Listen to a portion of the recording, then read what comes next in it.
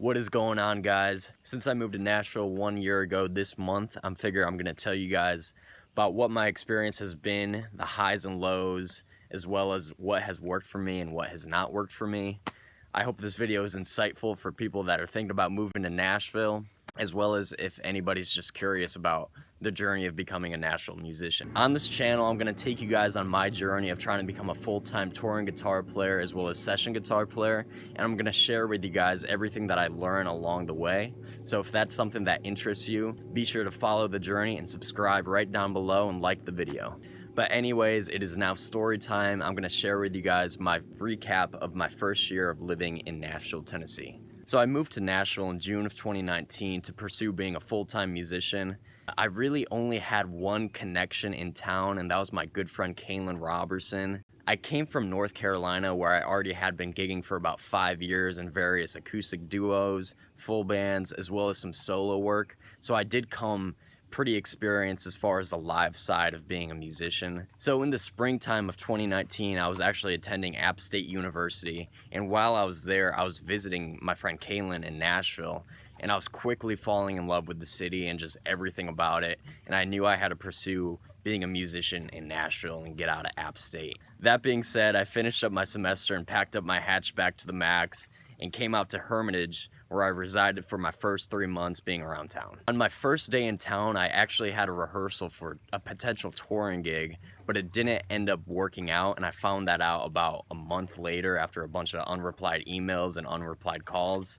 And this was a big bummer for me. This was actually my first really slap in the face, because having this potential gig was the one thing that really made moving to Nashville seem like a pretty smart and justifiable thing to do. I got this potential gig because on one of my visits before, I actually did an audition for this gig, and they ended up liking me and wanting me back. So even though that potential touring gig didn't work out, I still had my one connection in town, which was Kaylin. And my first 2 weeks in town, we must have played about 10 writers rounds. If you're not familiar with what a writers round is basically what original artists go to perform their live original music. These writers rounds were actually a really good opportunity for me to meet a lot of new people and artists, which was really great because I was brand new in town, I didn't know anybody, and people were starting to see me out pretty often in town. So this is a really good opportunity for me. Even though these gigs didn't pay, it was a good experience for me to meet new people. Through June and July, one of the people that I met at a writer's round was actually a lady that was also new to town, and she wanted me to teach her guitar lessons. So I was teaching her guitar lessons. I was doing some demo work for her. When I would go home, I would record my guitar and put it on some of her original music. And I also did some odd jobs for her because she was newly divorced and needed basically a man around the house to do some simple things. So I was making a little bit of money in my first 2 months in town, just doing some of those little odd jobs like that, like guitar lessons and demo work and that kind of stuff. So that was a good opportunity for me to make a little bit of money along the way. A lot of boats going by right now. So it was August where things really started to pick up for me music-wise. I played my first gig with Bryce Malden, and we played down in Orlando at the House of Blues, and it was a full house to probably around 2,000 or more people. It was awesome, a great show, and we also made a cover video of a song called Red Dirt Road that got over 500,000 views between YouTube and Facebook and Instagram and everything combined. We made this cover video, and it really just blew up, and it was awesome. I met Bryce through a release party that I went to within my first month in town, and while I was there, he was actually looking for a guitar player, and I was kind of known there as a guitar player, and it worked out perfectly. So it just goes to show the importance of the little things like that that lead to cool gigs.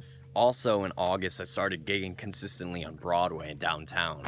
I started gigging with a band every weekend, every Friday and Saturday night from 10 p.m. to 2:30 a.m.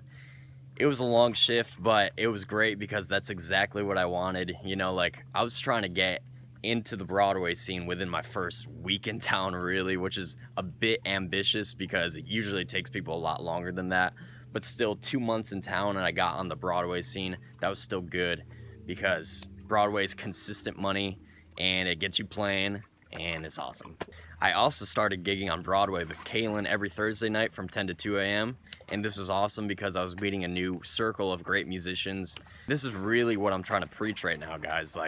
Meeting new musicians and artists is really all about having a network of connections that you make from being active in town and just being a good hang, and that's what leads to meeting all these new musicians and getting good gigs. And then going into the fall of 2019, I was gigging steady on Broadway. I was gigging about once a month or so with Bryce Malden, and I was also getting new gigs with new artists that were reaching out to me through Instagram because I was playing on people's Instagrams and they would see me. Sorry, there's waves going on. But they would see me playing guitar for all these people that they knew, and they're like, hey, that guy plays guitar, let me hire him for my gig. So I was playing with new amazing artists, one being a girl named Tiara. She's an amazing artist. We played a few shows around Nashville and Missouri. And then I started doing acoustic gigs with another amazing singer named Charlie Reynolds. We started gigging acoustically about a couple times a month, and it was awesome. These were mainly cover gigs, but I was just meeting all these new amazing artists along the way, and the fall was going great. Stay hydrated.